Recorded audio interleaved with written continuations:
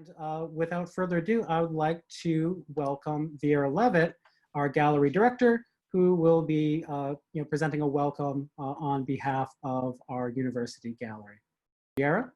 Thank you so much, Aaron. So this is really bizarre, but it's really nice to see everybody, at least on my screen, as if not at the gallery. And I have a virtual background. I'm not at the gallery. I would love to be there.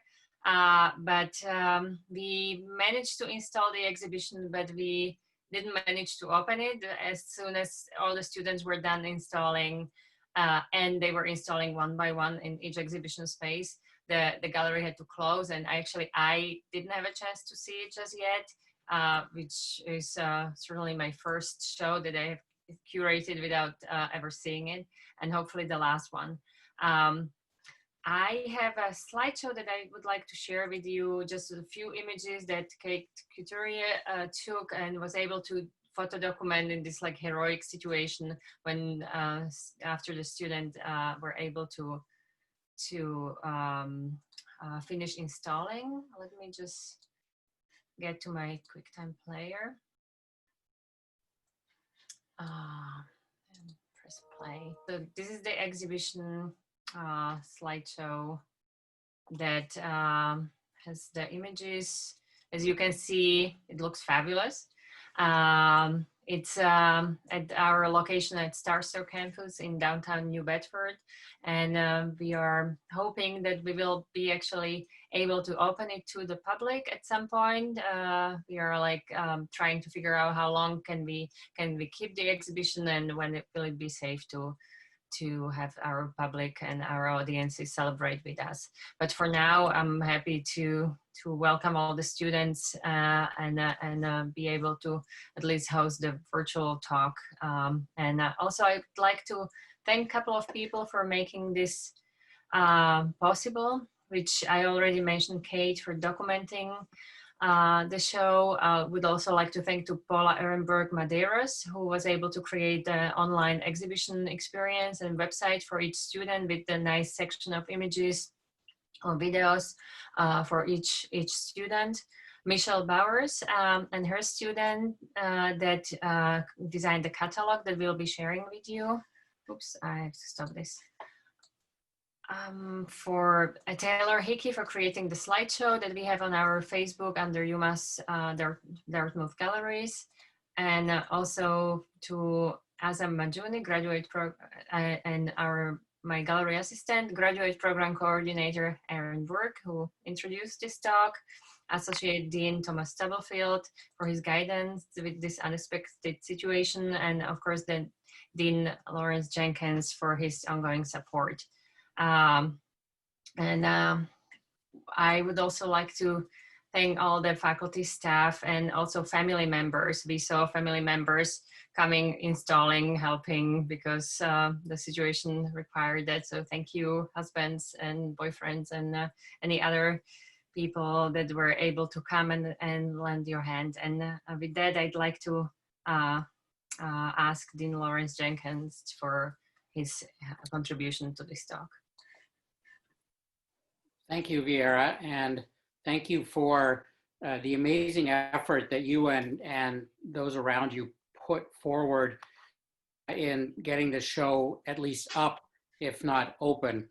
As everyone knows, this is the end of my first year at UMass Dartmouth, and I didn't expect to be introducing the MFA show from my back bedroom, and I am very sorry that that is the situation. This is a moment to celebrate the accomplishments of our graduating MFA candidates, to see their work, to talk to them about their work, and I am grateful to them for having installed the show. I'm grateful to them for participating tonight with the Zoom video, and I just want you all to know, those of you who are exhibiting and speaking, that even though we're not in the same room, that we are celebrating your accomplishments and your achievements, and that this evening and what you're presenting to us is an important part of your transition from your graduate studies to the world after school. And So thank you for taking the time to do this with us and for us.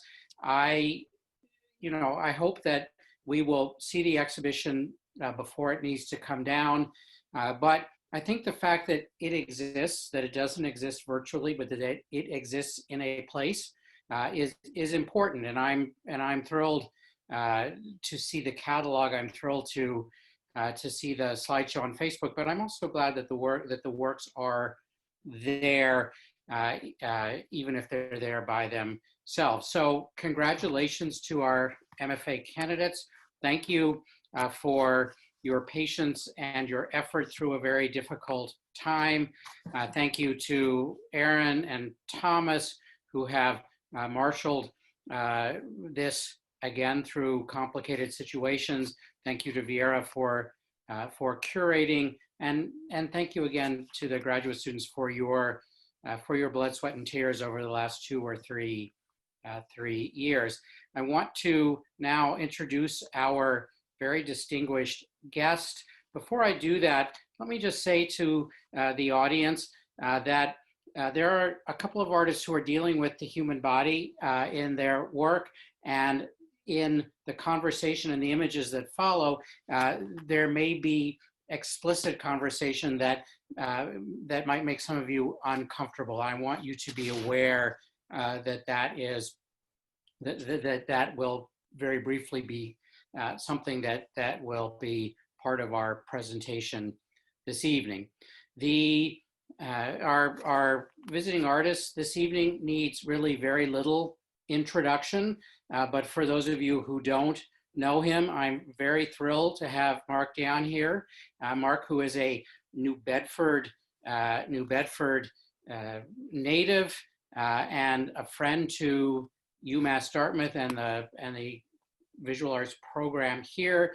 I'm not going to tell you when he was born because it's uncomfortably close to when I was born, but I will tell you that he studied at the University of Hartford and at the School for the Visual Arts in New York, and finally at the Whitney Museum of American Art's Independent Study Program.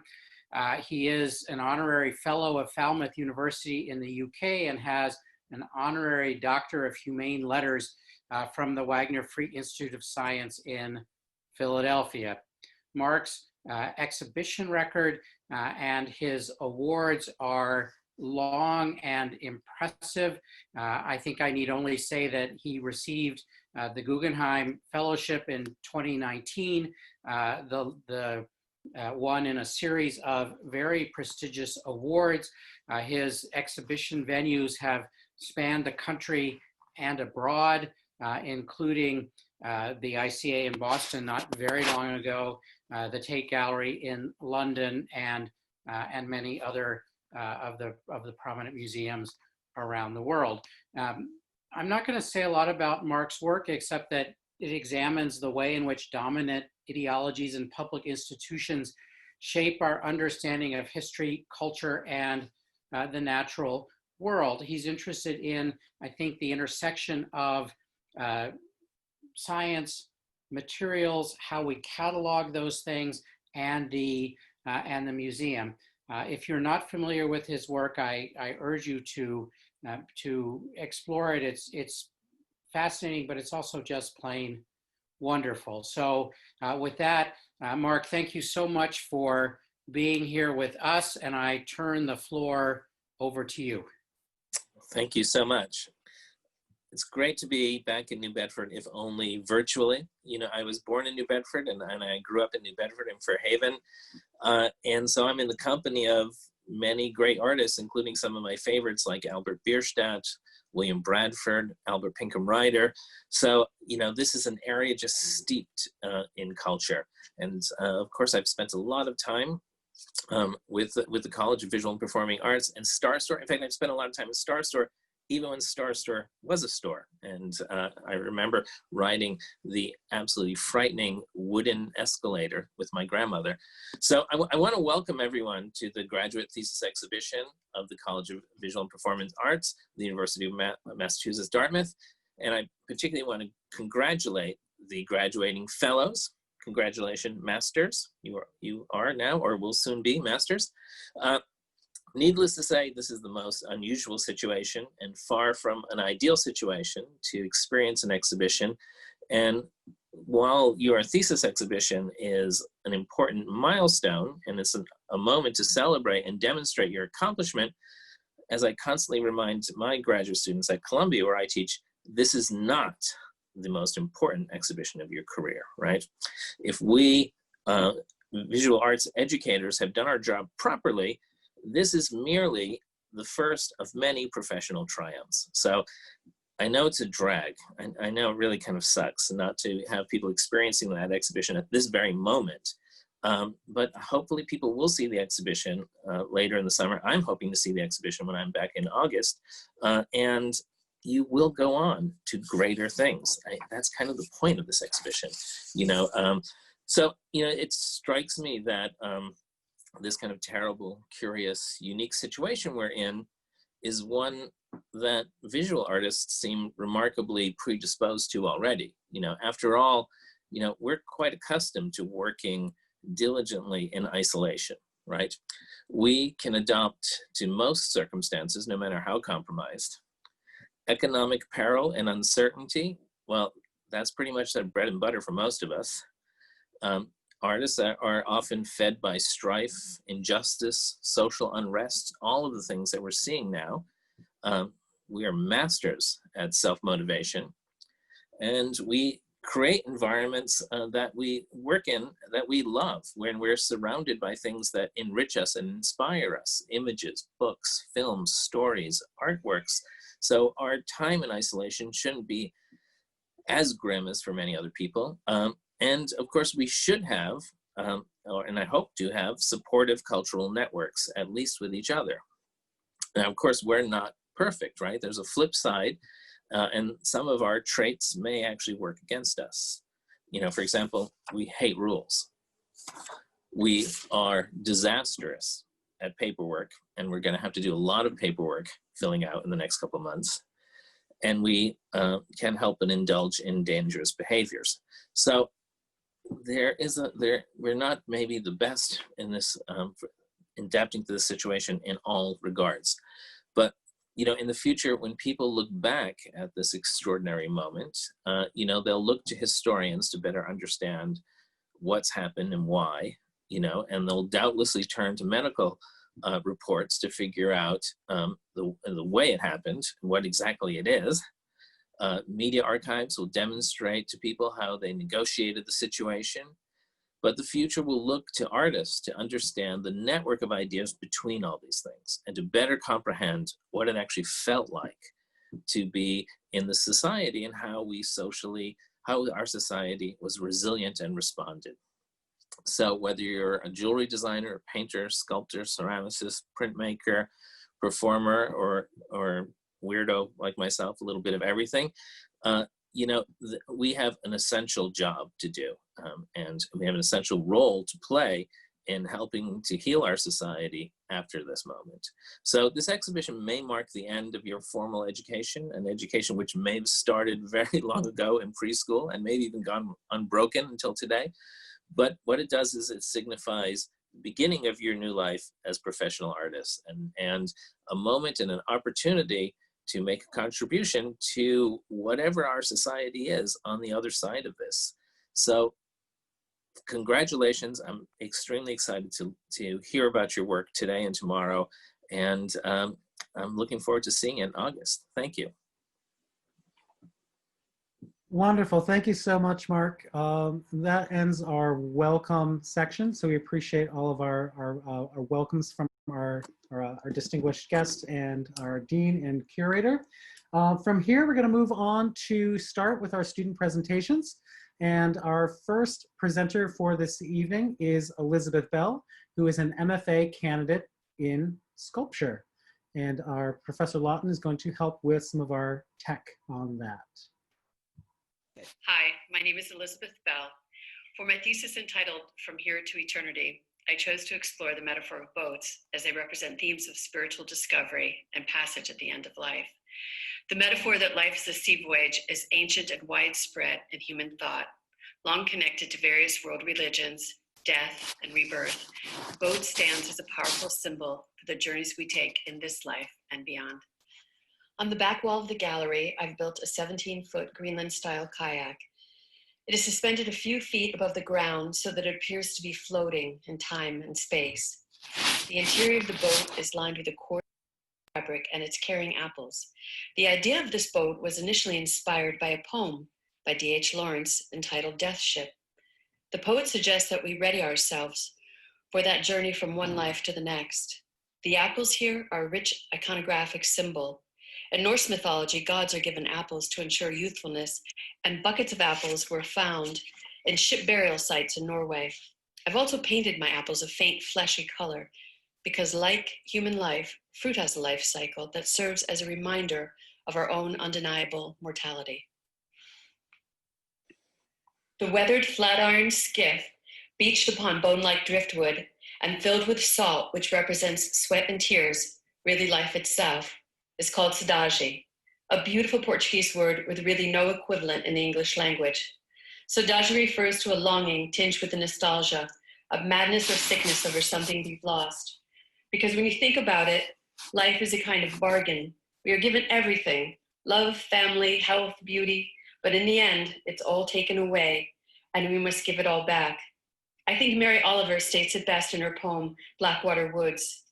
To live in this world, you must be able to do three things: to love what is mortal, to hold it against your bones, knowing your own life depends on it, and when the time comes, to let it go, to let it go. The smallest boat in my thesis project extends from the wall, and its frame resembles arched Gothic windows, also referencing hands brought together in prayer.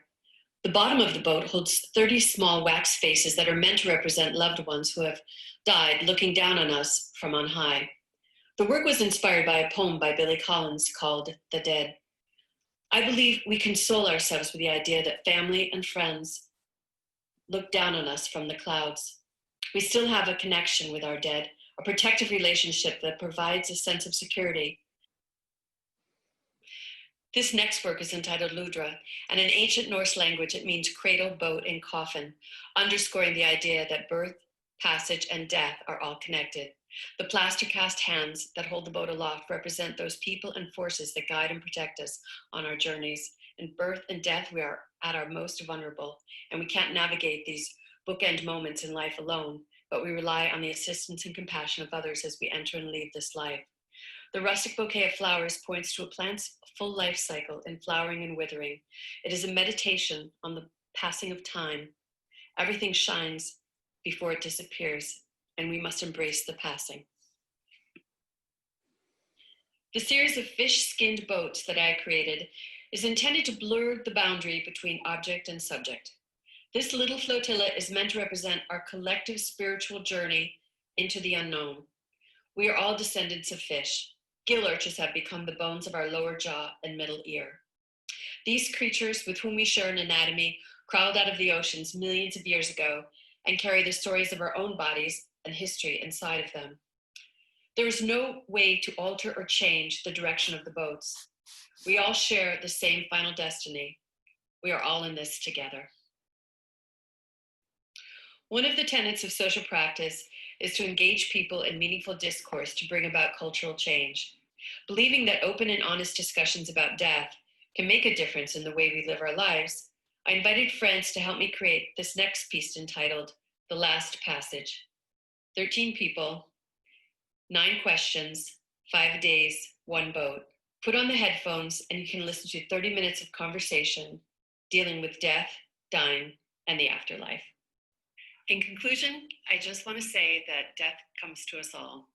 The contemplation of life, death, and the inherent mystery of each moment is too important to be left to our final hours. When we look upon life and death as an inseparable whole, we can choose to live more fully, appreciating human experience in all its mystery and grandeur. Always remembering that at the end of the day, we are all just walking each other home. Thank you. Wonderful. So at this point, if anybody does have any questions, I'm going to open up the floor for folks. We have a first question from Thomas Ladd. Is trauma a vehicle for your figurative use of the boat, maybe?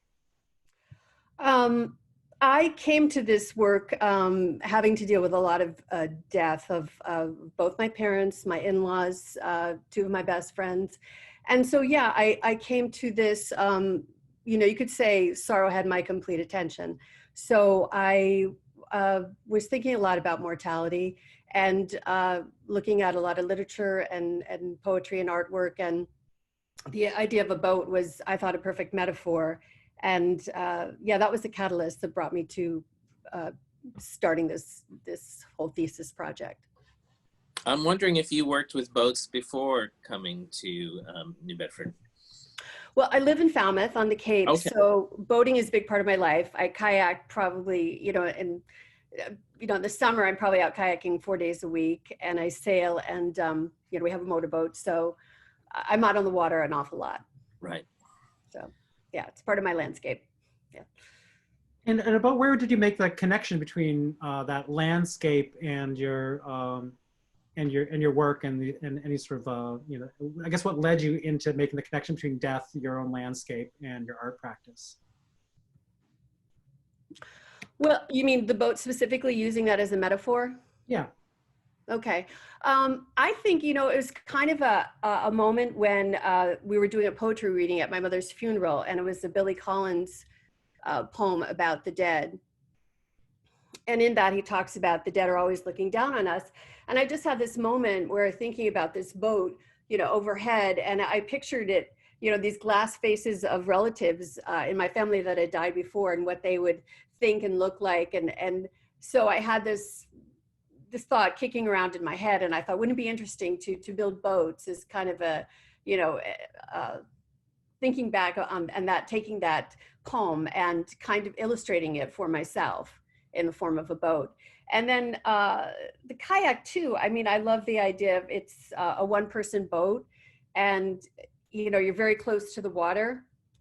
And again, that came from poetry about, reading about the death ship and how we all have to ready ourselves for that long ride into oblivion. And yeah, so then I had always wanted to build a boat myself, and this is actually a Greenland kayak boat is a great entryway if you're going to do boat building. It's a good way to start. And I've always loved the elegant design. It's a beautiful boat. The design of it is. And I'm kind of amazed, Libby, by your, like when we started to talk about your thesis, there was no death around to talk. It was very, unique approach. And I feel like, like now it's hovering over all of us, and suddenly it became uncomfortably present. But we have a question from Thomas Ladd. Boats and fish, evolution and poetry, are they somehow connected? Boats, fish, well, the poetry, the sculpture, it's all connected in that, well, the poetry and the sculpture, they I guess the most obvious thing would, they both work in metaphor, and they both they exist, on a frontier beyond logic, and they both come out of that, that black fertile imagination that holds, or soil that holds both our imagination and death. And one may be spatial and the other temporal, but still, with the poem, the words create the world, and with the sculpture, the artist creates the world that you can look at. Also too, I think when you read a poem and when you, the process is the same for reading the two. Like when you go into a gallery and you walk around a piece of sculpture, and you have a first read of it, and then you look at the details and you appreciate it more. And the same with poetry, you may read a line or a stanza and it resonates with you more.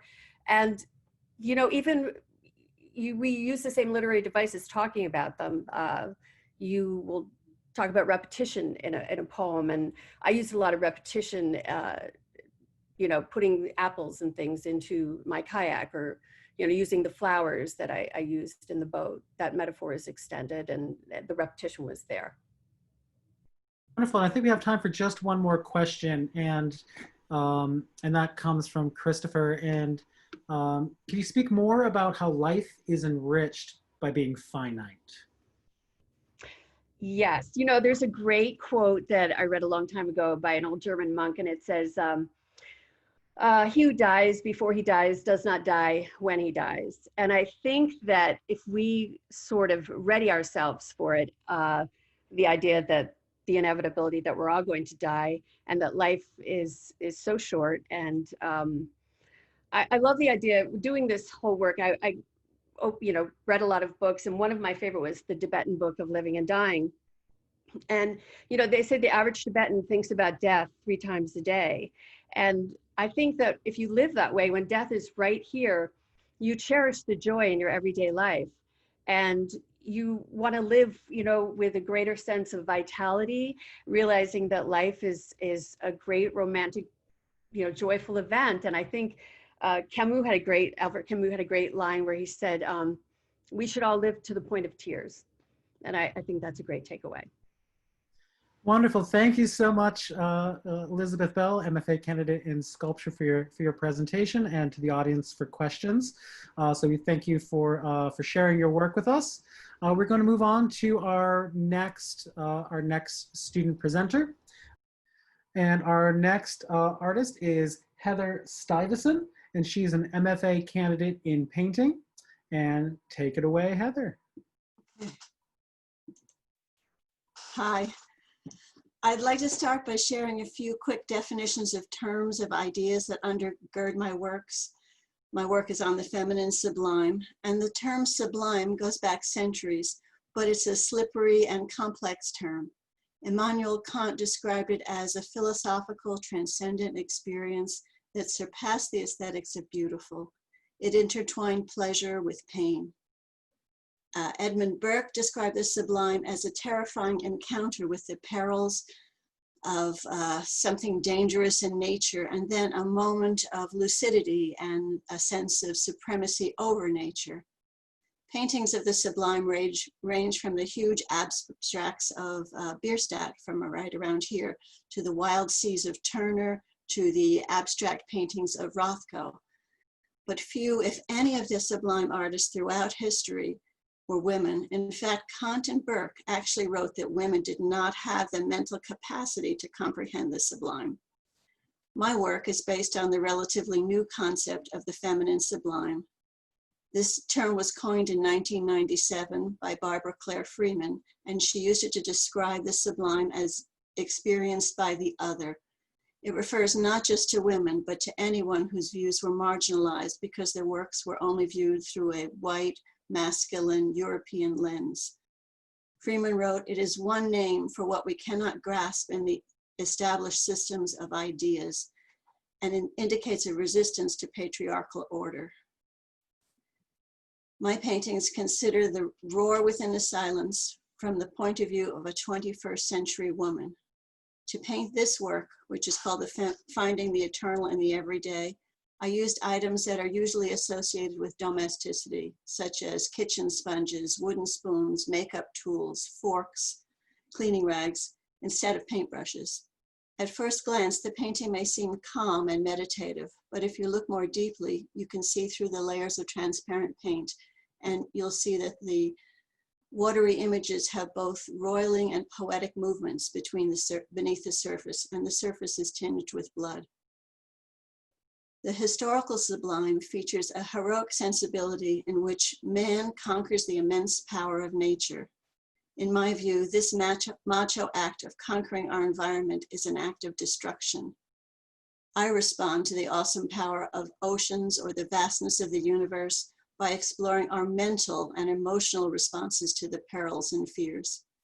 Looking at my work, I hope you find dreamlike qualities of floating and falling, of something beautiful drawing you in, while at the same time facing something anxious and fearful. Rather than destroying the things that I find frightening, I seek connections, meditative moments, and a sense of oneness. This current pandemic that Mark Dion mentioned earlier has made me think of the fragility of life and made me recognize on so many levels the intricate ways that we're connected. Yes, of course, we're all connected socially, and we try to maintain our connections through Zoom meetings like this and Skype and social media. But as COVID-19 spreads like an invisible, devastating wildfire across all of humanity, I think of our other connections on a biological, elemental level. We're separate organisms, but we're all connected. The virus knows no borders, no fences. It travels among us and through us like water through the cellular structure of rhizomes. Carl Sagan wrote about our elemental connections, saying that the origin of life is connected in the most intricate way with the origin and evolution of the stars. The nitrogen in our DNA, the calcium in our teeth, the iron in our blood, the carbon in our apple pies was made in the interiors of collapsing stars. We are made of star stuff. My works refer to the transcendent moments when we recognize that we are all indeed made of the same star stuff. The feminine sublime refers to experiencing an excess of human emotions that transcend our everyday lives, moments that cause us to catch our breath, feel an expansiveness or new sensibilities. My works remind us that our lives are but tiny blips in the vast universe. This thought makes me anxious, nervous, and even frightened. I wonder about facing death, the meaningless of little lives, and the emptiness and nothingness of the unknown. And yet, at the same moment, when I look out at the vastness of the ocean or up at distant stars on these quiet nights of isolation, I feel a transcendent sense of connection to the universe and to all of you, fellow human beings, fellow travelers. These are the complex sensations of the sublime. Thank you. Wonderful, thank you so much. And it looks like we have a few questions in the window and the chat window, and I'll encourage folks, if anybody does have any questions, to please go ahead and post them in the chat box, and we'll be pleased to read them to our artist. So Vera has the first question. So we have a question from Elena Petiva. Could you talk about the disruption in some of your work, as in the finding the eternal in the everyday painting? Oh, absolutely. That painting is the one that's mostly blue, looks kind of ocean-like, and it has a line near the bottom that looks like a slash. And the slash is something that was very important to me in the creation of the painting. It interrupts the work. It gives you a sense of something in front and gives the area behind it a sense of depth, but also there's a sense that it actually is a slashed painting, that there's some damage there. It was very important to me in thinking about it. I also had the sense that you could almost feel that you were standing on that spot. It gave you some placement, some place to land, because you may have seen that most of these paintings have no horizon line, and that is to give you a sense of unbalance. Hey, wonderful. We have another question in here, and it reads, could you please say more about your use of everyday, quote, domestic items in the creation of these awe-striking works? Do they indicate a desire to locate the sublime in the everyday object, or the interstitial / uncelebrated place? Or is this in some way a takedown of the very notion of the sublime as potentially violent, dominant hegemony? Or is it something else? It's actually several of those things, but it began with a sense that so many things that are associated with women are belittled, are thought of as less valuable. Whether it be another thing that I do in my life is I do needlework, and needlework is considered less important. And certainly some of the household objects that we use are less important. The tasks are considered less important. So the idea of reclaiming those objects from our everyday lives and using them to create something that I considered a representation of the sublime, something beyond us, something transcendent, was really a way of reclaiming those things. There also was a little bit of humor in it, in the work as well. I think that that's one of the things about the sublime, is that it can have so many facets and so many things that you feel at the same time. And a question from Anna Dempsey. Could you please talk more specifically about the feminine sublime in relationship to one of the paintings in here? Yeah, the idea for me, when I first looked at paintings that were considered sublime, I thought they were masterful works, whether they be things from the 19th century, whether they be Rothko, who moves me enormously. Rothko, not so much in this case, but they were about a sense of conquering, a sense of a strength that a man has climbing to the top of a mountain, or being able in the Turner paintings to conquer the sea. And I really, from my perspective, the sublime is something that is transcendent because of our minds. And I wanted to suggest that there was a way, a courageous way, to be at peace with things, to feel a connection to things. And that level of the sublime is much more of an other perspective, and the term feminine being, in this case, being other than the white male perspective. Does that help? All right, wonderful. I think we have time for just one more question, and it reads, excessive violence, nature, the sublime, pain, are they inclusive? Does the sublime have no repressive nature? So I suppose, as in your discussion, you're talking about how it's sort of been traditionally a way in which to think about this sort of male power of conquering. Does it have any other sort of repressive qualities or liberatory qualities outside of what you've already described for us? I think it can be interpreted in so many ways.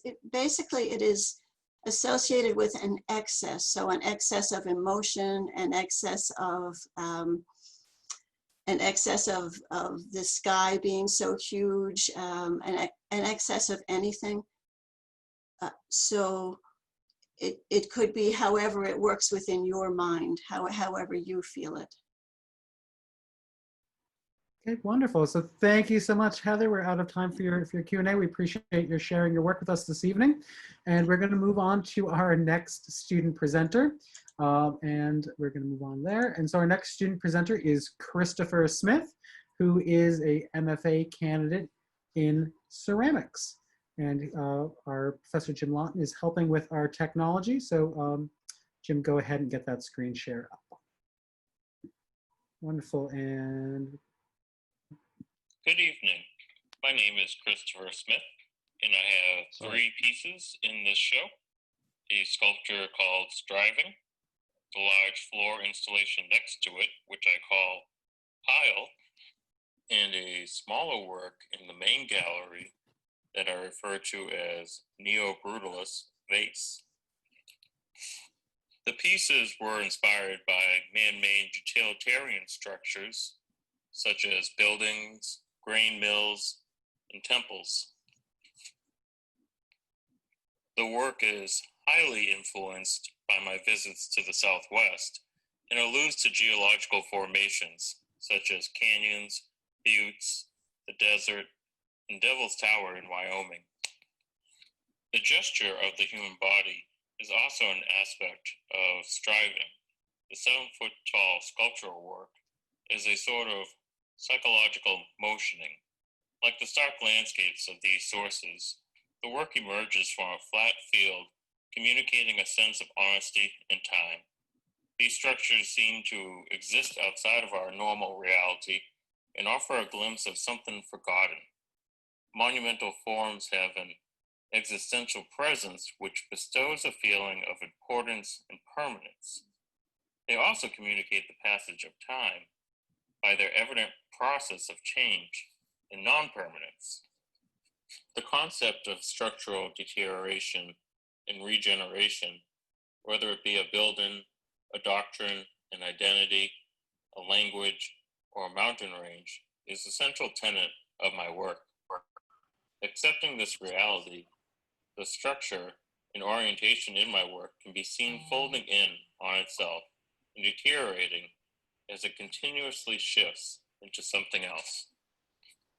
With striving, I want to convey the intense angst of existing, but also the wonder of it. This work was meant to be imposing, confrontational, monumental, heavy, and convoluted. With the sculpture Pile, I wanted to create a sort of mental itch. the associative forms, along with the perspective of looking down onto, is an invitation for the viewer to use their memories to attach their own meaning to the work. The fragments tie together to create a landscape, a vastness, an openness. The flatness references transcendence, where space and time dissolve, and out of which everything, including thoughts, emerge. It is a kind of dynamic silence. In my experience, this flatness is ever present. And like the field, everything can be seen emerging and dissolving simultaneously. The Badlands of South Dakota is a great metaphor for me because as one thing dissolves, another is emerging. Neo-brutalist vase was made at the same time as striving and pile with similar materials. I produced many of these forms. Each one was an exploration of the monumental on an intimate scale. Instead of pushing its way into the consciousness, the vase asks the viewer to further miniaturize in order to come into its world and focus more on the work as a part of the wholeness. The theme of shifting and deterioration is magnified by the physical presence of the sculptures, as well as the thoughts and memories each viewer brings to the work. Approaching the work, it is seen in wholeness, speaking about the discrete parts, and on closer inspection, each part is speaking of the wholeness. The relationships within the whole fold and create an inward convolution, an ambiguity, which creates a sense of truth about the world. Wonderful. Thank you so much for that video. And we have a few moments here to ask any questions to the artist. So if you have any questions, please do post them in the chat box and one of our moderators will read it off. And actually, Hey, Chris, can I ask a question? I'm sorry to no, interrupt. so please go ahead. Yeah, do you think your framework is archaeological as well, or is it really just the kind of nature is just the rubric you're looking at? Well, I think I chose to use geology and nature just because I really like working with clay. And it just seems like such a great metaphor for looking at these structures of thoughts and experience. And it just displays it so well when you dissect a landscape and look at it and kind of do deconstruct it in an archaeological way. We have a question from Stacy Savage. Can you elaborate on striving's relationship to DNA or your use of micro or macro in your work? Yeah, the double helix form was kind of almost accidental. I wanted it to have a moving flow to it, kind of like a walking man kind of form, but this organic quality to the form and the double helix kind of work together to give it a presence, a living presence to what would otherwise be just kind of a stone geological appearance. And I tried to create within the wholeness, that when you see the whole piece from afar, it pulls you in to try to look at the smaller, more intimate, special moments. And within those moments, it kind of reflects that wholeness. Wonderful, thank you. And actually, I do have a question too.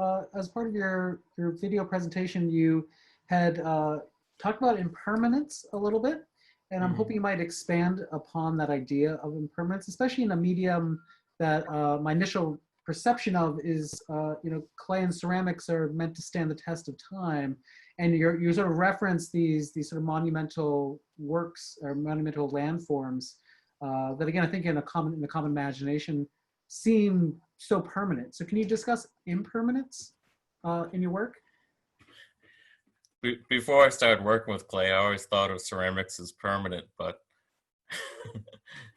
a lot of them get broken pretty quickly. But the idea of impermanence is just returning to that idea of being. I could really connect with what Heather, Libby was talking about being present and existing in the moment, and experiencing as the present moment is kind of a transcendence of the future and the past, and it's and when we think of it as constantly dissolving and emerging simultaneously, that's what my work is trying to do, is have this structure that is emerging as it's dissolving, which is to me the experience of being. Oh, yep, that's great. And I think we have time for just one more question. So we have a double question from Laura France about the pile as a title, because the other two titles provide us with, as viewers, with additional ideas about your work. And she's saying, knowing you, there's something behind pile that she can't understand or see because she's not there. Well, there's something for me that I've just always been attracted to piles.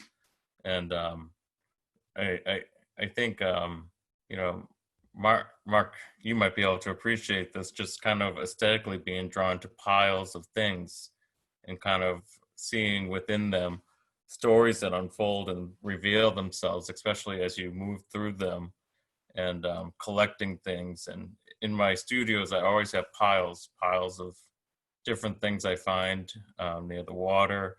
And the idea of this work came out of just simply having a pile and letting the pile become more than just a pile. Let it become a landscape, let it become a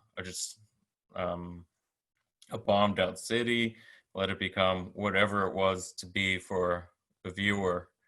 And so there's something magical about piles to me, because they sit there, like a pile, like my work, and it's very quiet, but it's also very loud. There's so much visual information that it silences itself, and so it's kind of like this dynamic silence. And I've just been fascinated with piles for years now, and so that's the meaning of pile. Wonderful. Thank you so much, Chris. We really appreciate you sharing your work with us. So we're going to move on to our next student artist.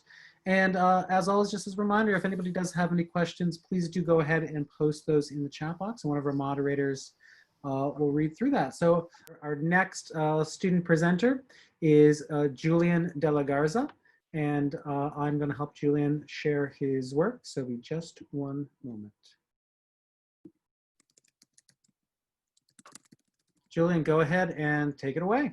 Okay. So my name is Julian De La Garza, but professionally I go by Julian II. I have a traditional background. Oh, can I have the next slide, please? I have a traditional background in jewelry, and I obtained my undergraduate from Rhode Island College in jewelry metals. Next slide, please. Afterwards, I worked for Tiffany Co. as a diamond setter, as well as a model maker in the industry. Next. In my own work, though, I fought against the commercialism at first, and made my own pieces that were less traditional. I embraced 3D printing and made jewelry that was unconventional, but I'm a stone setter at heart, and in the end, I couldn't fight my nature. Next.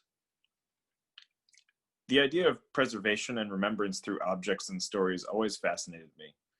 I think as artists, we always want to be remembered, and we want our name to live on past ourselves as we leave something behind when we finish our journey. Next. My earliest memory of death was of my grandmother, who passed away from cancer when I was 13. My father was never able to attend the funeral, so I don't actually know if he ever got any closure. Can I have the next slide? I didn't know her very well myself, and I wasn't old enough to process what was happening at the time. I wasn't truly affected by death myself until I put my dog of 14 years to sleep. Next. I dealt with that very poorly at first, and the work that I've been creating during my thesis is tied to that experience and the healing process. When coming to the MFA program at UMass, Dartmouth, my work first was about creating objects that immortalized a person or an idea. Next. I did this with pieces like my death necklace. I carved mummies and made mirrored surfaces for the viewer to peer into, granting them immortality for a moment. As my ideas evolved into making talismanic objects to be worn, it was a logical step for me to make reliquary objects. I've made jewelry for ritual meditation with the purpose of using them in the process of mourning. I found a strong attraction to reliquaries through my art historical studies. They have been used to immortalize the dead throughout many cultures, most notably Catholic religion. Next. I sought to recreate these in my own way, like with my Ace of Swords piece, which looks a lot like a cross and a sword, but commits to neither. And the beads are spaced along the cord to act like rosary bead stations. Each one of my pieces is designed to be used in meditation, as I said earlier. Gemstones and beads stud each ring and necklace so the wearer can rub them or count them in a repetitive process to achieve a meditative state. Next. I designed my wound necklace to this effect. It's 10 yards of beads that drape over the neck and sit on the body with weight and presence. Just the process of putting it on and wrapping the beads around the neck over and over feels ceremonial. Next. These pieces reference objects like rosaries or mala beads that are typically used to achieve a meditative state through prayer and repetition. My imagery is a mix of brutalist and Gothic architecture, and also heavily influenced by fashion. Next. I adorn my pieces with precious gemstones, gold leaf, and other materials, such as coral, wood, human bone, and pearls. I think that the piece that embodies this best is my favorite personal piece, Draugr. Boasting the largest list of materials of all my pieces, this piece uses silver, emeralds, onyx, carved black coral, pearl, and even gold leaf and snakeskin. Next. I knew when making these objects that I wanted them to be dark and romantic, mysterious and inviting. I want them to be touched and handled, and to be viewed and appreciated. Next. And that's it. You can find me on Instagram and on my website on Etsy. Thank you very much. Wonderful. Thank you so much. So if anybody has any questions for Julian, please go ahead and post them in the chat, and one of our moderators will be pleased to read that question. Hey, And Julian, it's Mark here. I was wondering if you have an ideal client. Do you have someone who you really think about for your work? So my work is pretty divided between commercial and what I would consider more artistic and less commercial. So I have a clientele that I sell my commercial work to, but this work I don't really expect to sell, honestly. I grow very attached to my artworks that I differentiate between my commercial works. But for these pieces, I hadn't actually thought about that. Wonderful. So we have our first question in the chat box. Once again, if anybody has any questions, please write them in the chat box. One of our moderators will read. And our first comes from Salty. It reads, "It occurs to me that you're not just creating objects, but rituals as well. Can you speak to that? Might you tell us a little bit about your sourcing process and the energy of the materials that goes into these ritual-based works?" Yeah, sure. So I did a lot of research over the course of the past 2 or 3 years about intent and what it takes to make a talisman, and the kinds of materials that people invest themselves in. Like for crystals, for example, they put a lot of belief, not they, just everyone who believes in crystals having power. Things like that I've found to be really fascinating, and that's where a lot of my ideas start to come from, is with reference to my materials. And I source my materials from all over the place. I mean, some materials are like human skull bones and finger bones, or I'll get black coral. I find it all over the place. I even have people giving me taxidermied or just dead things now. That's just kind of what happens when you start working with dead things. Everyone just gives them to you.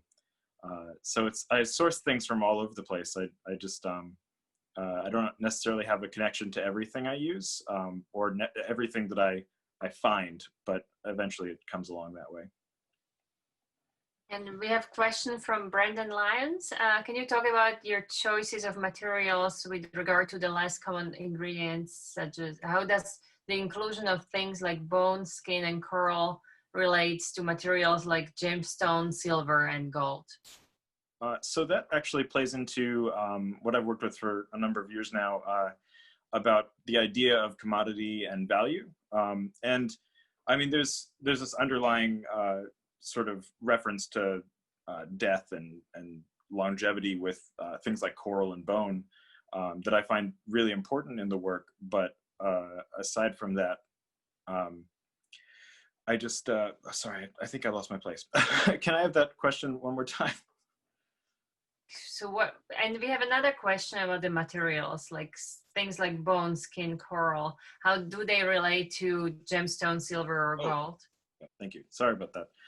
So like I was saying, the idea of commodity and value is really important in my work, or to me at least as an artist. And I think that we invest a lot of our value in things like that because they're exotic or they're precious, in not the same sense that like a diamond is valued because of culture has valued it, but because they're valuable because they're rare or different and, like I said, exotic.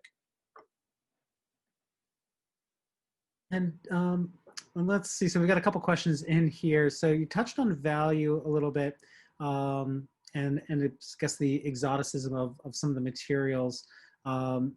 Might you just expand a little bit on that and maybe touch on how reliquaries make whatever they hold special? So is there sort of the fact that you're working with reliquary, does that change your perception of value of the materials, or how does that form change our perception of value? Actually, that's really interesting.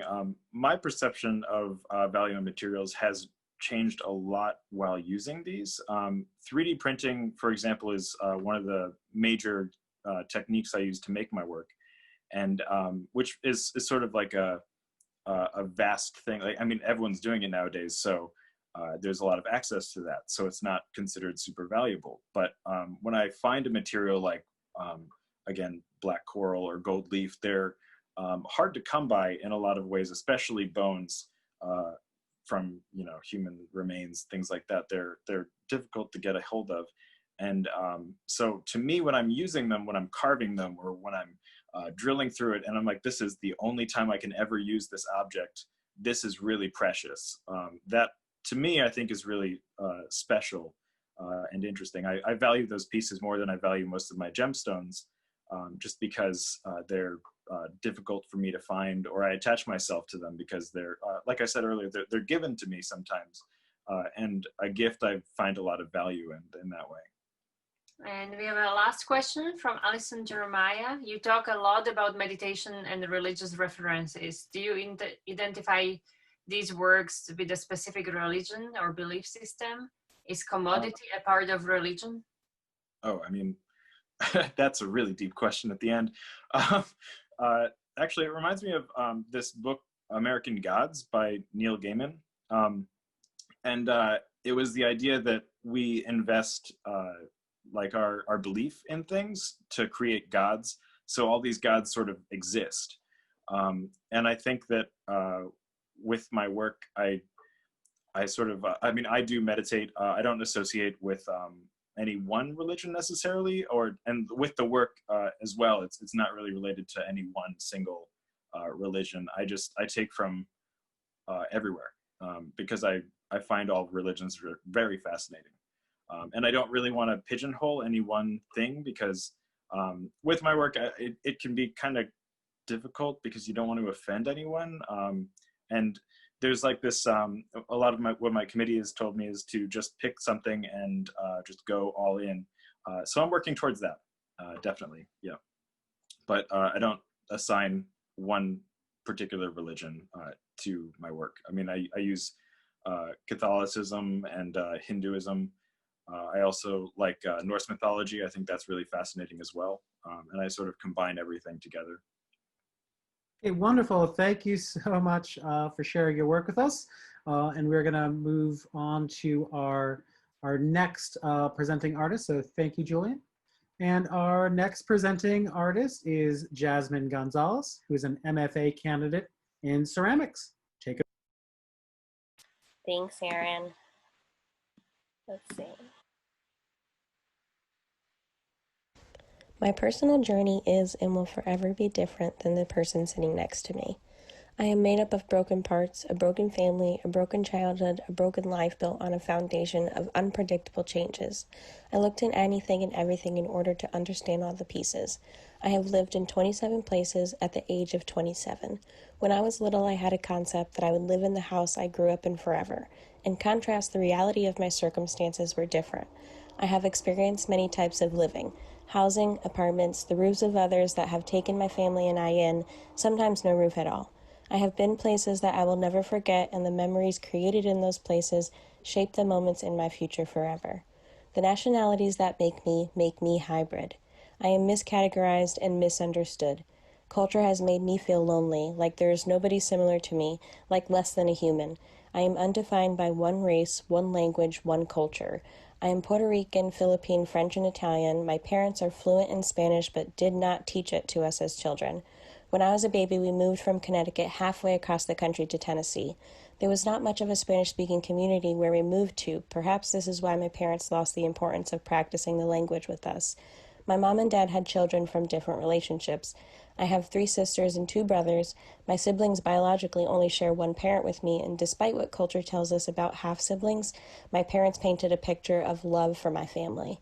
Life's fragments are the source I reflect on and the energy from which I build ceramic sculpture. I understand unpredictability, resourcefulness, adaptability, change in time through accumulating materials. I'm aware of my differences, and it is through my differences that I can make this body of work and use these themes articulated within my thesis. In my ceramic sculptural piece, Tenadas Town No. 1, through my process, I'm dealing with my truth and reflect on visits to part of my heritage in the town my grandfather grew up in Tenadas, Dominican Republic. It was really poor how they lived. They make up their style of living with anything they can find, and that way of building is beautiful but appears at times unstable. They don't know if what they're building will last forever, but they continue to build home, adjacent to home, and create community. In ceramic work Tenadas Town No. 2, I articulate layers of building through generational change. Piece by piece, debris is dipped and sticked and pushed through multiple firings to become the building blocks of this change. This is a metaphor for time and the debris that comes and goes from occupying space over time. In the work Rest, which is the one that settles awkwardly on 3 legs with buoys, the accumulating pieces demonstrate my experiences of living in layered and porous communities. The act of building on top of each other as time passes speaks to the settlement and faith that these communities will stand. As the structures gain mass through specific materials and debris, the sculpture at hand is taking a risk every time pieces are added. I play with precariousness and take risks to the ends that the sculpture is pushed to the capacity of that risk. I build to the point that it might fall but then succeeds. Every time I put too much weight on one side, I'm playing a balancing act of how to get the structure to stay standing. This particular one by default has these ornamental ceramic weights on the back, and that's a moment in time that you get to see a part of the process within the aesthetic. This is similar to the ingenuity of building anything from scratch yourself with little knowledge, and this interests me in employing and making my work. The Work Extruder is an ode to that ingenuity and how your process may be revealed within the work. At a certain point, I thought if I was making these sculptures, I could be making the tools too. A clay extruder is a device with a container and press that possesses multiple dies and allows material being forced through to come out in various shapes. The extruder aids me in pushing out the coils that I use to make these playful drawing-like structures. I can use different weights and lengths, and the clay offers me so much versatility within the building process.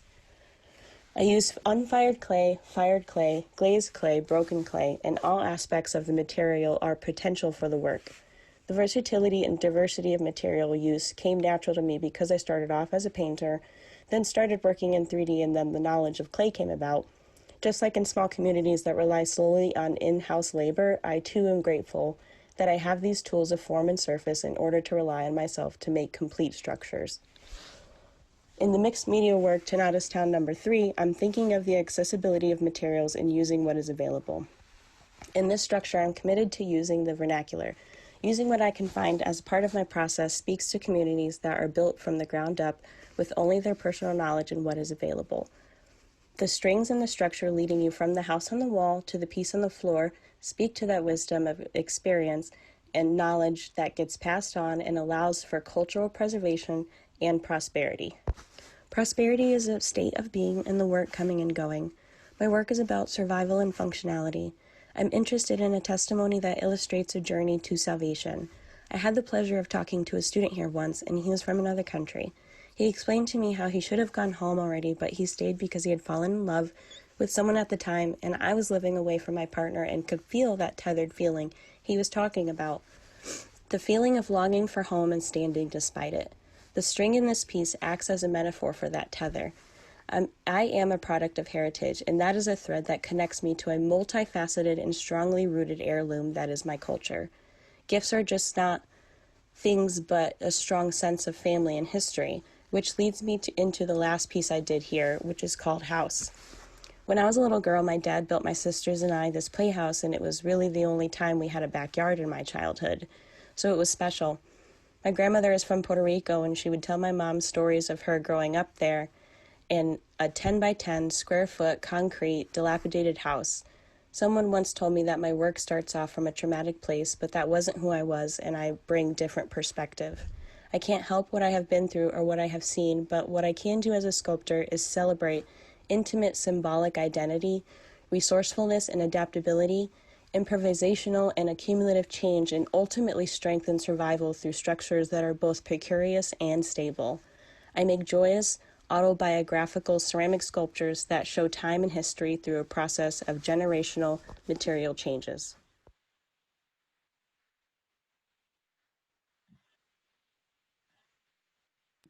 Wonderful. Thank you so much. So at this time, if anybody has any questions for Jasmin, we'll have a few moments to ask some questions from the audience. So please do go ahead and pop those into the text box. One of our moderators will read. And we have our first question here, and it is from Stacy Savage. It reads, your work is eerily relevant to what we're experiencing now, globally. Perseverance, longing, and heightened survival instincts. Can you talk about how your current events might change the framework for our understanding of your thesis work? Yeah, I was actually talking about this today with someone, and it made me sort of reflect on how grateful I am as an artist and grateful for the experiences that I've been through, because in situations like this, we have no choice but to adapt and to reevaluate our situation to continue doing what we're doing. And I'm very thankful as an artist that we're already creating our paths and paving our own ways through, you know, what people think is a career, like a finite career path. And so I'm very thankful that we as artists are already adapting, and the situations that I have been in allow me to speak to this work differently in a different time that we're in now. And we have a question from Rebecca Uchil. She says, terrific. This is beautiful articulated statement and framing for the practice. The work speaks for itself on the matters of precarity, resourcefulness, bricolage, labor, structure, and so on. They appear beautiful in the installation images, and I can't wait to see them in the show. How do you imagine these large-scale pieces being engaged by your audiences? Can one enter the spaces they demarcate? Yeah, so I'm definitely thinking about the human body in relation to these works. One, because I am making from beginning to end the entire thing by myself, so it is relation to my body of how large it is. And then I'm creating these situations and scenarios that sort of invite the viewer. And so there is moments like in the house where you can walk around it and you're a part of the facade as an outsider, but once you circulate, you're very much an insider on the inside of the house. And so there's these multifaceted moments like that if, you know, we were able to see the work in the gallery. Wonderful. And next we have, it's more of a statement, but if you care to expand upon it, and it's from Anna Dumstein. It reads, "Terrific, Jazz. Your last piece certainly does speak to today and to the past, particularly to the trauma Puerto Rico has experienced, both cobbled together and permanent." So do you mind commenting on that? Yeah, I mean, trauma is something I'm familiar with, and it's something that I use as, a basis for my work as us as artists. It's kind of hard not to deal with what we go through mentally, in a physical state, which is the work that we're making. And so to be able to speak to that trauma, especially in situations like what's going on in Puerto Rico, it brings light. Puerto Rico's an American territory, and we're just as much as responsible for it. And so it brings light to the fact that home is not just America, but home is other places, and we have the ability to ally with it and bring up situations like trauma in other countries to be able to speak to what we're going through now, and that adaptability of how you come out of that trauma. And what you do with it, and how you are able to, change perspective and alter the motive of it. And we have a last question. Could you talk about the role of balance in these works? And actually another question that talks about kinetic nature of your work. Can you talk about that? Yeah, so I talk a little bit in my talk about ingenuity. And so when I'm building anything, and so I'm very much like a MacGyver type of person, and so I take things apart to figure out how they work, and it becomes something else. And so that aspect of the work and is like an internal research or journey that I'm sort of on, and trying to figure out what more I can add to my skill basis to make the work that I'm making. And so kinetic nature, it sort of speaks to that ingenuity in that build.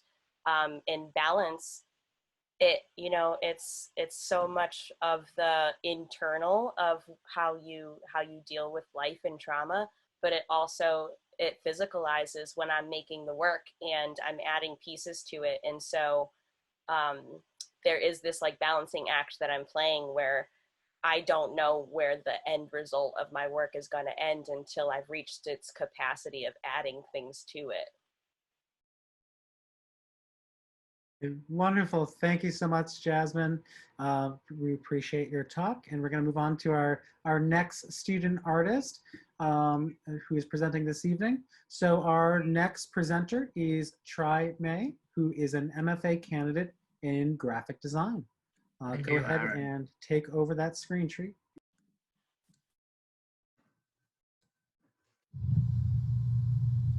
Hello everyone, my name is Tri Mai, graduate student in graphic design.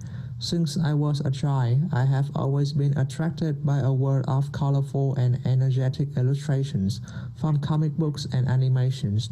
This has led me to a desire to acquire necessary skills, such as drawing and painting, to at first recreate the illustrations that I like, then make my own artwork by exploring the power of communicating ideas through colors, textures, and images.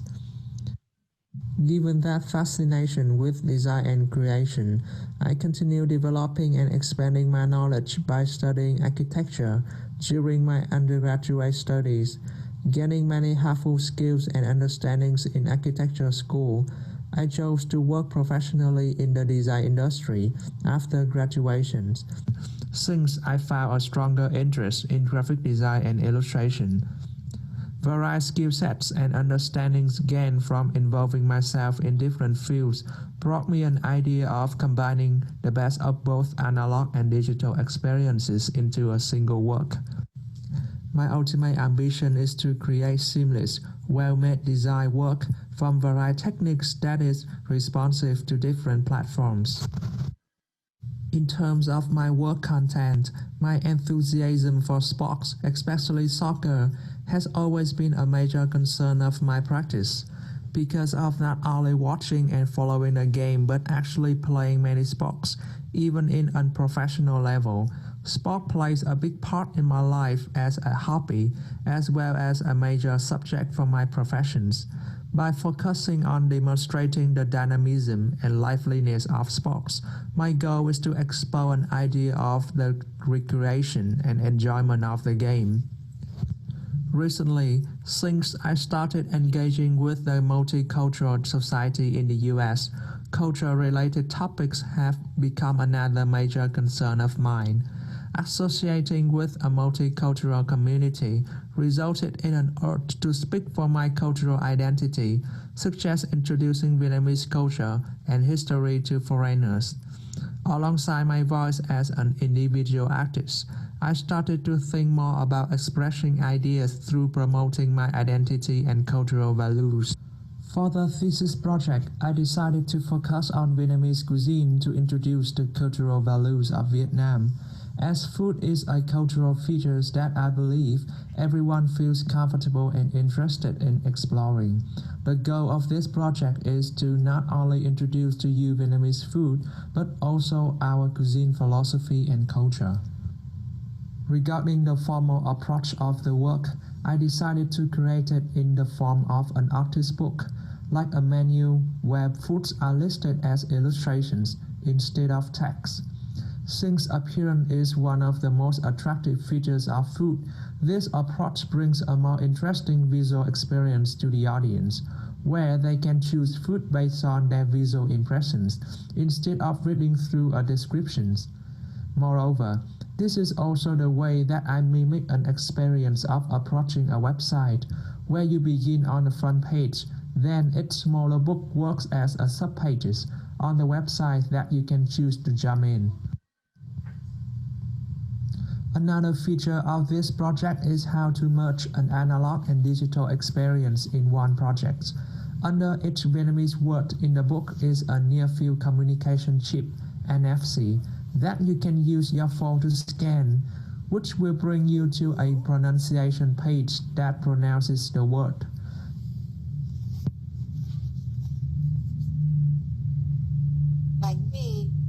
In a future iterations, my next step is to create a website version of this project that, when the chip is scanned, will bring you to the website with further information instead of just a pronunciation section. This project is one of my first attempts at combining graphic design and illustrations, analog and digital experiences in one single thing. My goal is to keep developing these hybrid frameworks and explore different ways to combine more things in one work in the areas of Vietnamese culture and sports.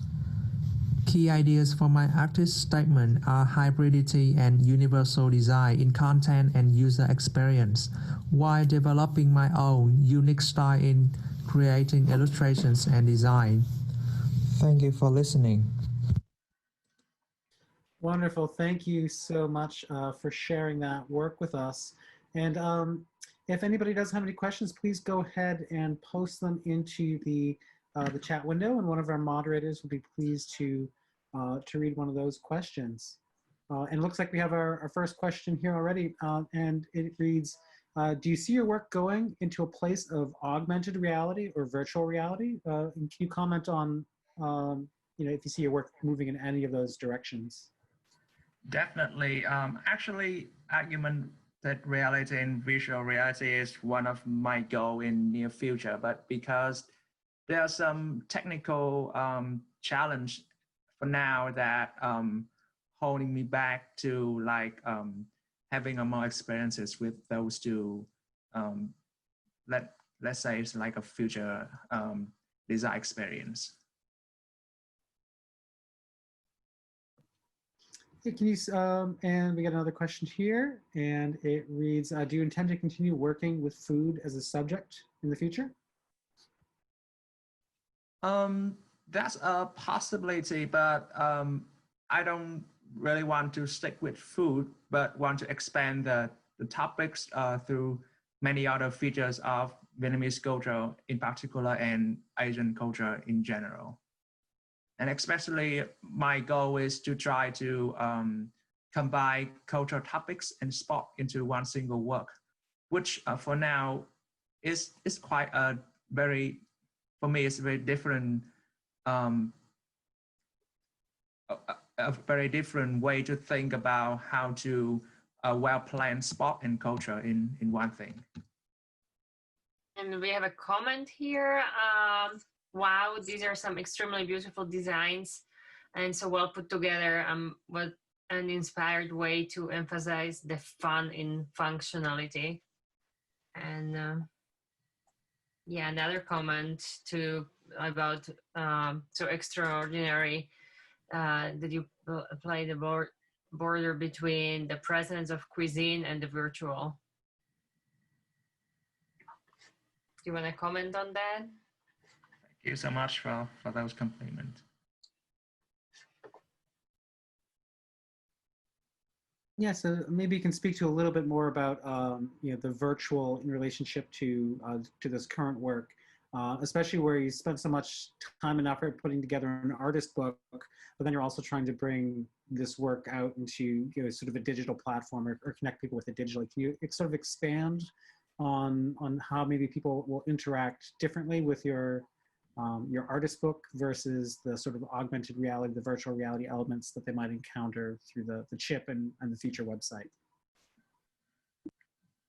So in my opinion, one of the disadvantage of visual reality is not only come from my end, but also comes from the audience end, because I believe there's not many people feel familiar with visual reality, and even the experience brings a mixed feeling to people. So for now, I think it's better for me to stick with like an analog artifacts that can be digitally designed to work with screen-based experience more than move too fast to visual reality. Wonderful. Well, thank you so much. We really appreciate your presentation and for you to share your work with us this evening. And we're going to move on to our next presenting artist, and that is Anne Schneider. And Anne is a MFA candidate in ceramics. Please take it away.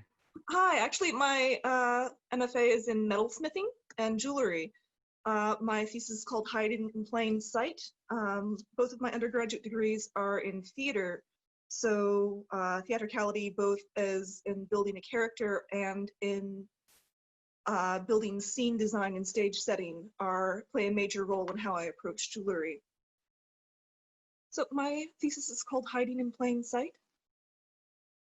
Basically, my work is based around so structurally it comes from an idea of theatricality and building on the idea of the character behind the work. And then is sort of a play on contemporary jewelry versus theories in art history, specifically with jewelry. For instance, so Flight is my first piece. Basically, all of these pieces are different animals interacting with cage forms as a allegory of the psyche. So this first piece is called Flight, which is a pair of flying fish in earrings that are trapped in these cages. However, the fish are posed mid-flight. They have this, so why I chose flying fish is because they have this very specific evolutionary mechanism where they can leap out of the water and glide for about 20 meters through the air in order to escape predators. So that was fascinating to me because that is a really good opportunity to show how someone can take themselves out of a toxic or harmful situation, but still carry the psychological impact of that with them.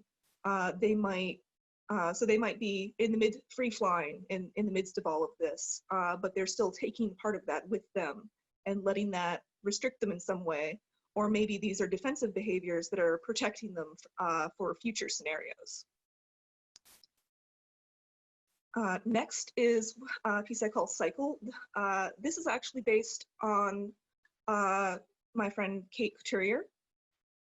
So this piece is the snake, which has been used through centuries of human civilization to symbolize healing and the medicinal arts, specifically because of the way it sheds its skin. So I wanted to position a snake that, this is also a bracelet, by the way. It's a cage form bracelet that fits her wrist. So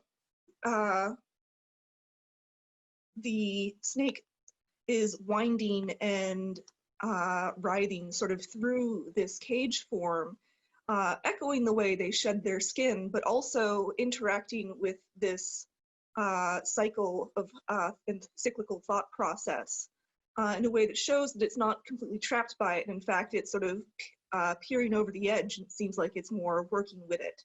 And I created that specifically as a commentary on her thesis about the social implications and sort of just the cycle of shame and doubt and confidence and everything that goes into our sort of society coming into a lot of body shame, and how each person tries to work within that and then ends up sort of working free of that or working through or over that. And I think she's found a beautiful way to make it work for her, so I wanted to create a piece that reflected that.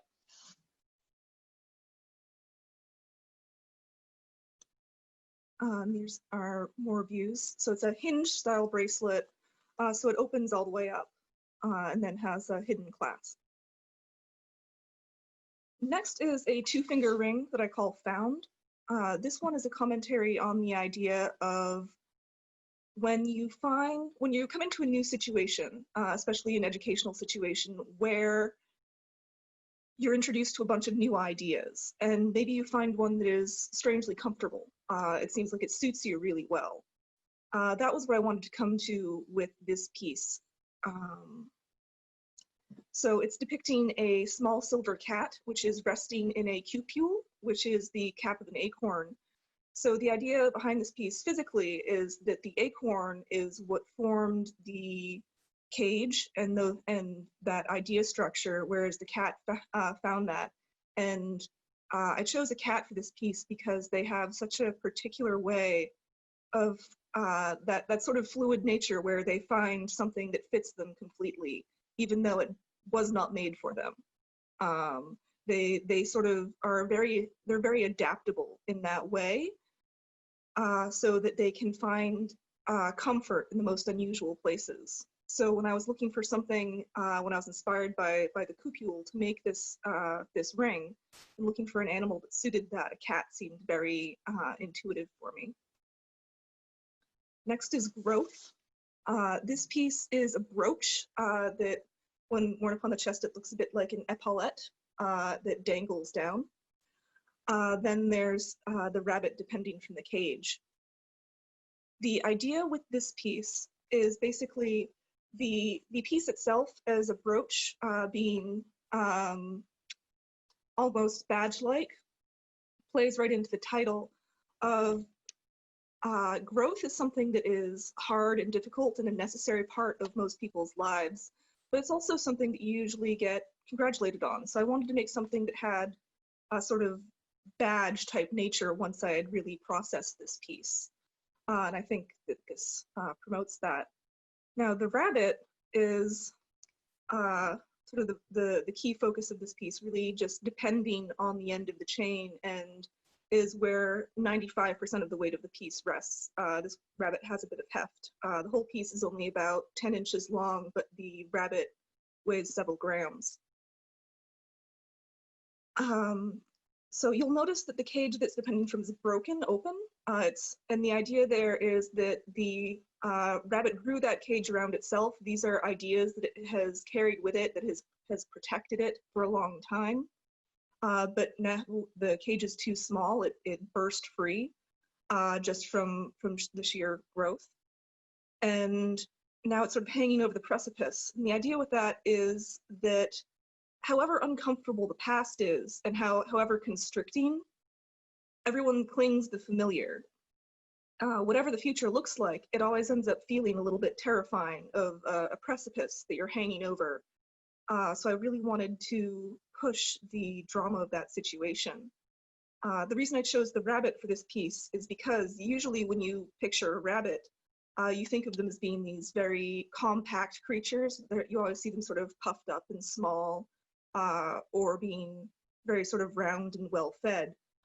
When in the wild, they're very active creatures, and if you've ever seen them in movement, you know they're very long creatures. The roundness is completely an illusion of how they bunch up their bodies for safety. Whereas they actually have very strong muscles that can move in really dynamic ways and very acrobatically. And the last piece is build. So this piece is a 3-finger ring of an octopus over a cage structure that is supporting it. The reason I chose the octopus is because they are sort of in the forefront of the animal kingdom on tool use and just building in general. They're very complex problem solvers and very just creative in every sense of the word. They prey on animals that are fairly clever and difficult to catch, like crabs. And they're always finding new ways to get what they want. They've been observed using tools in several situations across different species, as well as there are several small cities, quote unquote, being built by octopus in the oceans around Australia. So when I was trying to find an animal to help me bring across the idea of a creature that is building a structure for itself, something that's moving freely and very much moving forward, but building something to serve itself and support itself, the octopus came to mind really naturally for me. And that's why each of the ends of these wires are connecting as if they're growing out of some of the tentacles. And that's so it's to try to push the idea that it is really producing this cage itself. And that is my work.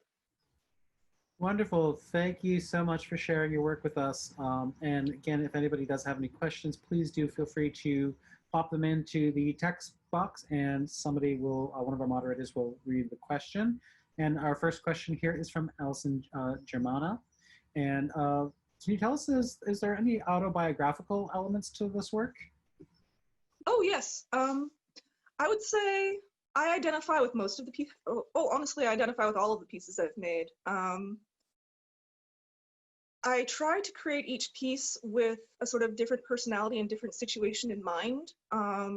And Cycle was honestly I realized that I was making work that felt very autobiographical for most of the pieces, which is why I wanted to push myself in making a piece that was specifically focused on another person with Cycle.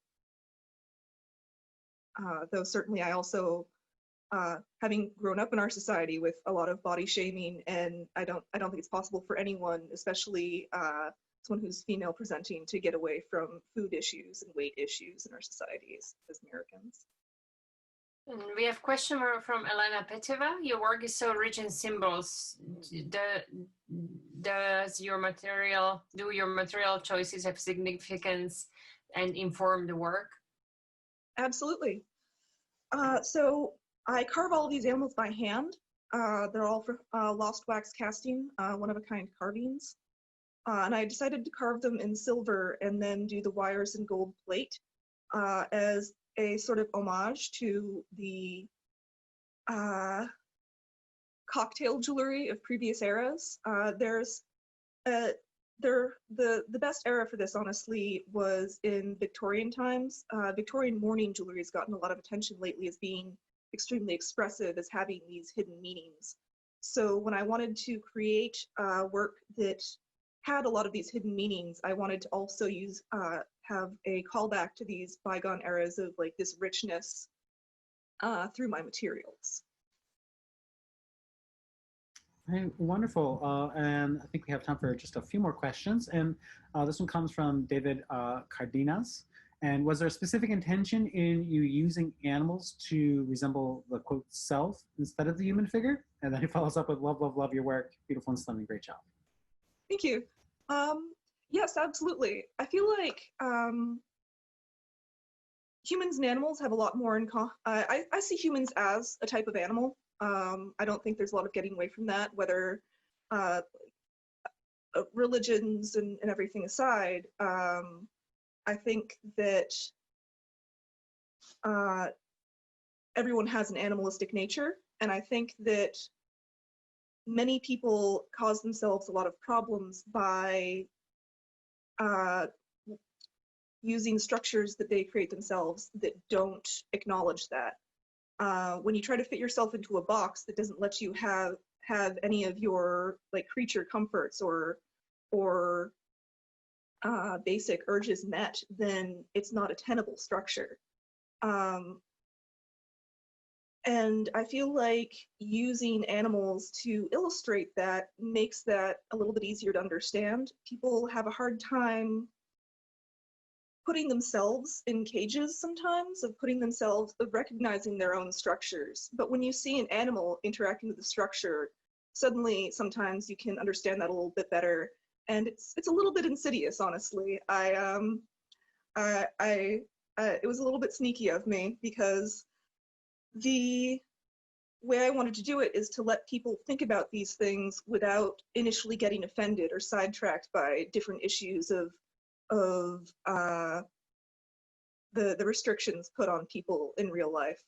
And I wanted to specifically have the conversation be about the psychological nature of the pieces. And the last question by Ryan King, can you elaborate on the theatrical element in your work? Absolutely. So as an actor, when preparing for a role, to get into character, you specifically, when you get your when you're putting on your costume and putting on your jewelry, or costume jewelry, is when you really, and putting on your makeup is when you become that character. Frequently with actors, the sort of difference between someone who is playing and someone who is acting is really in their presentation, how they embody the role. And frequently how people find ways to make themselves embody something else is when they're putting on the costume, they assign a meaning to it. So this brooch that has been in the costume closet of the theater for 2.5 decades and been worn in a dozen different productions, you can look at that and assign that and say, well, no, this is my character's familial brooch from her mother, and when I put this on, I'm putting on that aspect of her character, of her connection to her family. Likewise, my set design background influenced me a lot in creating these sort of scenes for each of the animals within as little vignettes within the jewelry. Wonderful. Thank you so much for sharing your work with us. And we are going to move on to our next presenter. So thank you so much, Anne. Much appreciated. And our next presenting artist is Stephanie Cilio. And Stephanie is an MFA candidate in printmaking. Go ahead and Stephanie, take it away. Good evening, everyone, and thank you for attending. My name is Stephanie Cilio. The title of my thesis is Invented Anatomy, Reconsidering Our Image of the Body. Modern medicine aims to understand everything about our bodies and break it down into quantifiable data. We live in a body-centric, embodied-conscious society that attempts to define a medium to which all of our bodies must relate. I question an agreed-upon median, present it as a flawed concept, and make the case for the body to be looked at as an individual and for the individual.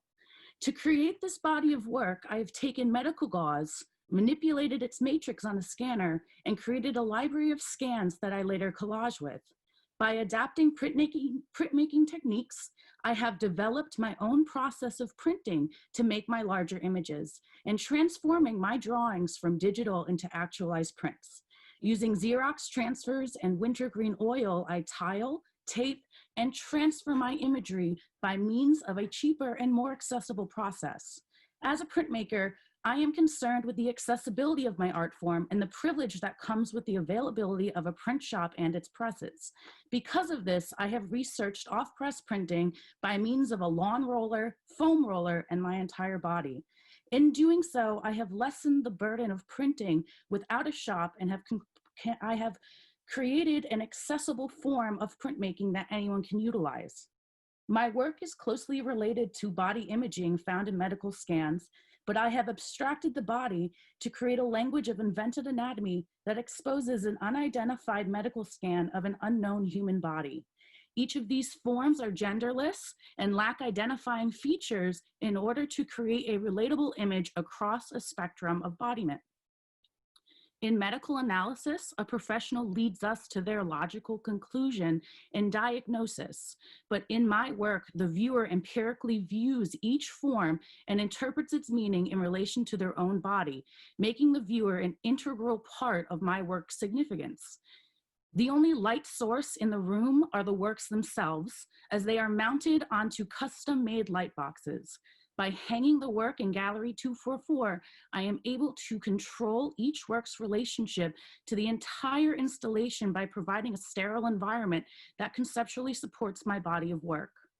All 10 pieces dimly illuminate the space, as well as the viewer who stands in front of them, create an atmosphere that invites the viewer to approach and infer their meaning through their individual, understood sense of embodied physicality.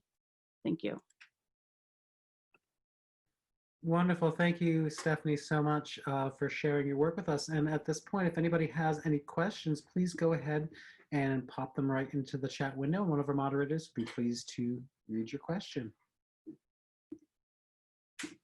Stephanie, hi, it's Mark here. Are these unique pieces or are they additioned? They are all mono prints because the process is very imperfect and there is a lot of my own drawn hand in them because especially the Xerox process, it becomes a very limited values of gray. So I push the values with my own hand. It's very cool. It's really interesting, the new process. Wonderful. And do you mind just sort of, I know you touched on it in your talk, but do you mind just sort of expanding on that process a little bit for us? It begins with physical medical gauze, and it was scanned on a cheap scanner with a black background and very simply inverted on Photoshop. So the white gauze became black, and I have a hard drive of shapes and hundreds of shapes that I've been using, and there's about 30 that I constantly use, but they start out as just collages and manipulations on Photoshop, and then from there I use laser printers and transfer them onto my chosen medium. And Anna Dempsey is saying, super Steph, process so well explained, next stage? The next step for my work? Yes. Well, now that I'm losing a print shop, I think my work is going to get a little smaller and we're going to deal more with micro rather than macro. But I want to continue with this drawing method that I've developed, which is drawing both with my hand, but also digitally with these gauze pieces. So this next question sort of, I think is maybe an expansion, but also touches on layering. So the question reads, there are multiple layers and processes in your work. Can you speak a little bit more to drawing and painting process in the relationship to the content of your work? Well, I'm not really a painter, I'm more of a drafts person. So my work is created mostly through the guise of drawing and thinking about how line functions in space, because my work will always, for me, will most likely always be in 2 dimensions. So I understand creating form and making through line and how to use the illusion of drawing through putting a line in a perspectile view. And we have a question from Paulina. What is the meaning behind the bodies you create? So each body is made personally to my own, but I omit their reasoning because our own sense of embodied physicality differs from every person. Our bodies are all different. So I don't lead the viewer to how I created them or why I created them, because the viewer is an important part of my work. What they take out of these scans or like these truths that I'm viewing, presenting to them is their own and not mine. Wonderful. Thank you so much for sharing your work with us. Really appreciate seeing and hearing about it. Wonderfully done. And we're going to move on to our very last presenter of the evening, and that is Nicole Winning. And Nicole is an MFA candidate in ceramics. And I am going to put up Nikki's work. Give me one moment. Great. Thank you, Erin, and thank you everybody for sticking around to the end and for keeping your attention and your wonderful questions. Next slide. In my research, I've investigated the subjective relationship to the physical body and at those systems and ideologies that serve to enhance or erase this relationship.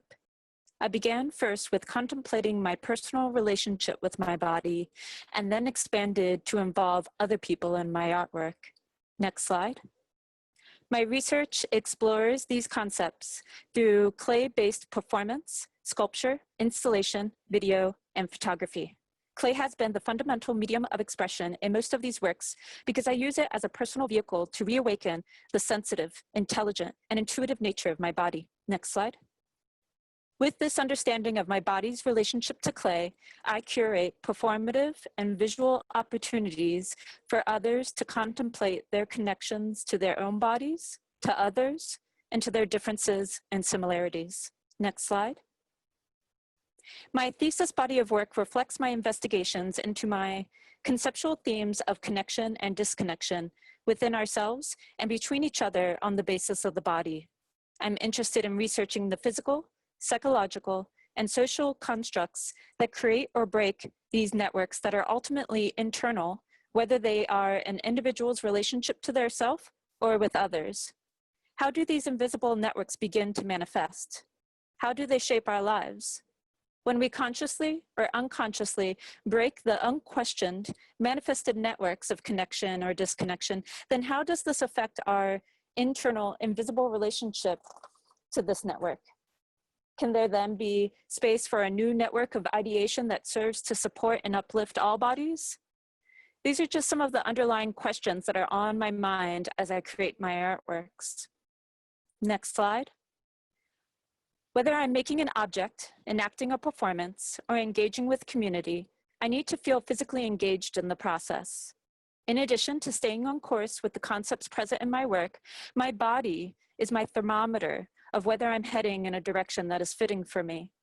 I'm listening to what my body is telling me to sit, stand, move, talk, listen, lie down, get messy, stay warm, expose my body, etc.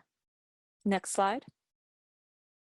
I feel that my body has an intelligence that is present in my process and is used as an agent of how my process unfolds. If I stop listening to this intelligence, then my body shuts down and is no longer engaged. When my body ceases to be physically engaged, then its intelligence that informs my work is absent and I become lost in my process. Next slide. I often think back to a story I was once told about an elephant in a pitch black room with 5 people near the elephant whom had never seen an elephant before. Every person was told to reach out toward the elephant and describe what they thought the animal looked like. Next slide. As each person described to the others what their area of the elephant felt like, the other people felt confused as they were trying to picture that area of the elephant in comparison to their experience of the elephant. In the end, no one had a wrong experience of the elephant. It was all based on where their bodies were in relationship to the body of the elephant. Next slide. However, when they heard everyone's experience of the elephant, they could piece together in their minds what they thought the whole elephant might look like. But to do so, they had to be willing to accept descriptions of the elephant that were different than theirs. Next slide. I'm always asking myself, is it worth it? Is it worth making art about the physical experience of different types of bodies? Is it worth it to share the experience of my physicality? If I'm not connected to the internal feeling of value and worth behind my work, then I'm lost within all arenas of sharing the information about my research and the artwork itself. Next slide. I believe the power lies in giving a visual reminder to people that life is experienced differently for different people, and to reassure those with similar experiences that they are not alone. We realize that the elephant in the dark room is a rich and diverse humanity who calls to us all to realize the depths of its personal experiences that includes us all. Next slide. When we bring all parts of the varied human experience into our conscious awareness, then we can better honor it as an aspect of the whole and create change where we see that it is being dishonored and marginalized for being different from another person's experience. Next slide. So I just want to end off by saying that the majority of the photographs seen are from performances, and that if you wish to see the full video of each one of these performances, you can go to my website and have a little bit more detailed experience on a video content based. Thank you. Wonderful. Thank you so much for sharing your work with us. And we have a few minutes left for a public Q&A. So once again, if there are any questions from the audience, please go ahead and pop them into that chat window, and one of our moderators will be pleased to read. And it looks like we already have a few questions in here. Great. So I'll take the first one. And let's see here. Can you tell us what the importance of clay and other, quote, messy mediums are in portraying the theme of bodily connection? Sure. Clay personally has been a medium for me since a child for reawakening the sensitivities of feeling the body.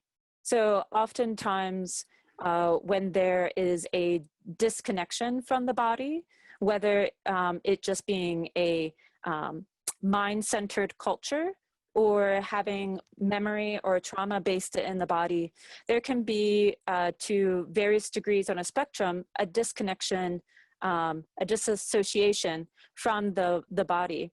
So oftentimes when I'm working with women, we have long talks and long gatherings before we go through the performance aspect that involves putting clay on the body as an agent for reawakening the sensitivities of being embodied. So the women and myself talk about these concepts and ideas for months on end. And then when we go into the performance, then they better understand, and I understand when I'm doing it myself, that when the clay is used, it's used as an agent for feeling, when oftentimes we aren't allowing ourselves to feel what we feel in the body. We have a question from Elena Peteva. Could you talk about how your work relates to early performance artists who also work with the body? One example being Carolee Schneeman's Meet Joy. Yes, so she was a big influence for me in terms of being comfortable with the nude form, being explicit in her information, and being messy. So Meet Joy for me has a very honoring of it being okay to be messy, and that messiness and visceralness can have a quality of wakening up the body, because oftentimes the body is messy. The feelings it feels, it is messy. The body in itself and what it experiences on a biological level is messy. And I think when you come back to bringing our attention to and comfortability with all things involving the body, we have to be okay with messy. And so she oftentimes embraces that messiness. And I often see those other qualities of messiness in other performance artists, like Anna Mendieta, and oftentimes I'm looking at, I mean, I understand the historical context, but I'm often interested in the contemporary artists now who are dialoguing with a new way. And Kate Gilmore is a big one who's using clay, and Alexandra Inglefright is another big one who's using clay to enact that physicality and the messiness, and how that dialogue can help us to go deeper in our relationship with the body. Wonderful, thank you. So it doesn't look like there's any other questions in here, but there's a couple comments, so I'll just take a moment to read them. And one is from James Lawton. It says, I'm reminded of the elephant figure in drawing class, how we all see the different aspects of humanity in the round. Thank you, Nikki. And then the last one I have here is so thought-provoking, unique. Fantastic job. So thank you so much for sharing your work with us and taking our questions. And that concludes the bulk of our content for this evening. So I know that Vieira wants to take one last moment to share with us all. And I want to take a moment to thank you all for joining us this evening, for supporting and celebrating the work of our graduating MFA candidates, for sort of sticking us out till 9:30 here. And hey, we even got Zoom bombed, so I think feel like we're doing all right on that end. And Vieira just has a couple closing comments. Take it away, Vieira. So I wanted to share the catalog with you that I just got from Michelle and Cassie McCanna, who was working on that, and I'll be sharing with all the students. The catalog, we will get it printed at Mallard Printing, and we work out some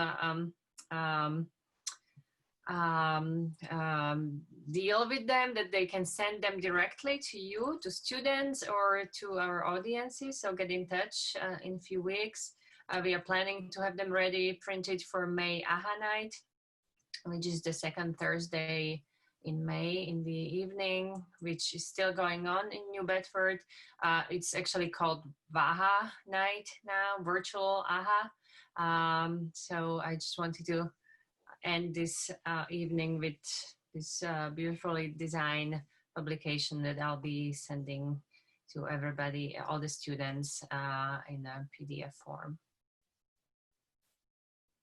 So wonderful. So thank you, Vieira, for sharing this catalog. And that ends our programming for this evening. So once again, I'd like to just take a moment to thank everybody for being here, for supporting our students, and especially to our students for sharing their thesis work with us all, to their faculty for being there through thick and thin for them, and of course, Dean Jenkins for his leadership of our college, and Mark for coming in this evening and being our special guest. And Mark will be joining our students tomorrow for more discussions of their work. So I thank you all for being here, and that concludes our programming for the evening. Thank you so much, everybody. Thank you. Thank you. I unmuted everybody if you wanted to say goodbye quickly. Thank you. Congratulations.